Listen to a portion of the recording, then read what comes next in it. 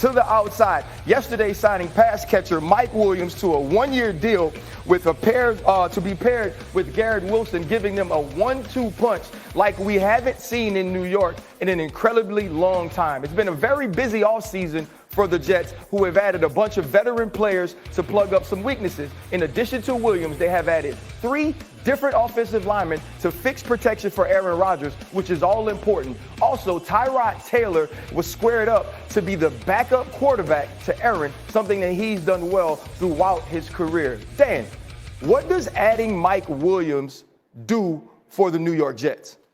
Yeah, it's the ultimate finger-crossed football team in the NFL this year. Like, they just have to keep their fingers crossed that all of these additions, Mike Williams very much so at the forefront, stay healthy. Now, if you're going to hear us say that a ton about them, if Mike Williams is healthy, the addition of him paired with Garrett Wilson, it gives the Jets the worst, third best wide receiver duo in the AFC, behind obviously Cincinnati, T. Higgins.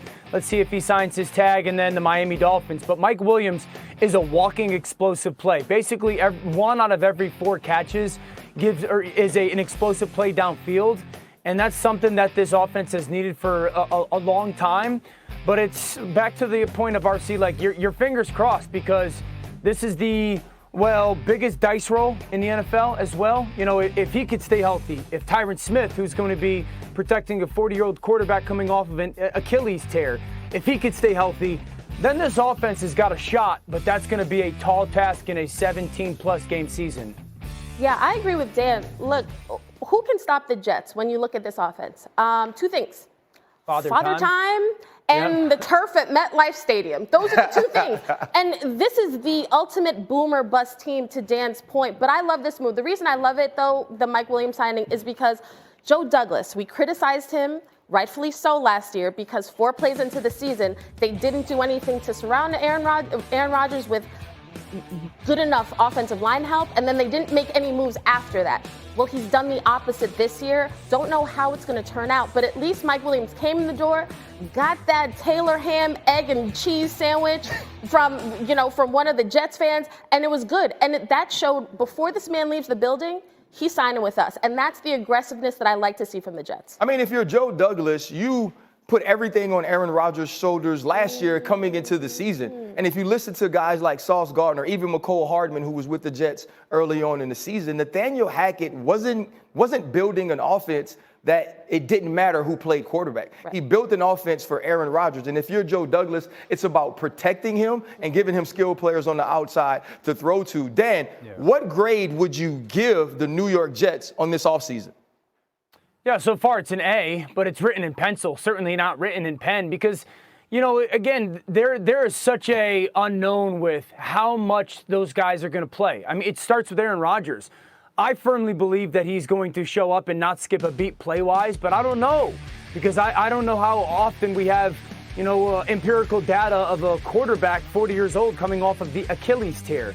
We have to see what Tyron Smith's health is going to be. If Tyron Smith is healthy and plays a ton of games, it's a massive upgrade at left tackle. If Mike Williams is healthy and plays a ton of games, it's a massive upgrade at the wide receiver spot outside of or opposite Garrett Wilson. So the addition of these offensive line pieces certainly play its part, but they got to all stay healthy and play together. That is what's plagued this football team ever since Aaron Rodgers became part of it. Yeah.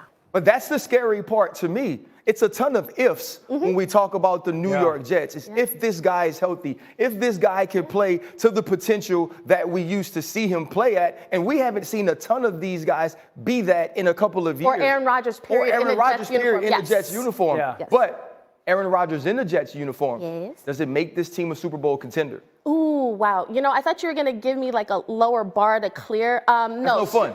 No. Super Bowl contender, no. No, I don't see it. That's a bridge too far. I'm not willing to cross that. I think they can definitely win the division. But again, a lot of ifs. If everybody stays healthy from top to bottom, starting with the quarterback, division, win a playoff game. But I think the AFC is so stacked. Right. That is what works against the Jets. Aaron Rodgers could have a phenomenal season, but you got a C.J. Stroud, you got a Lamar, you got a Joe, Josh Allen, all these.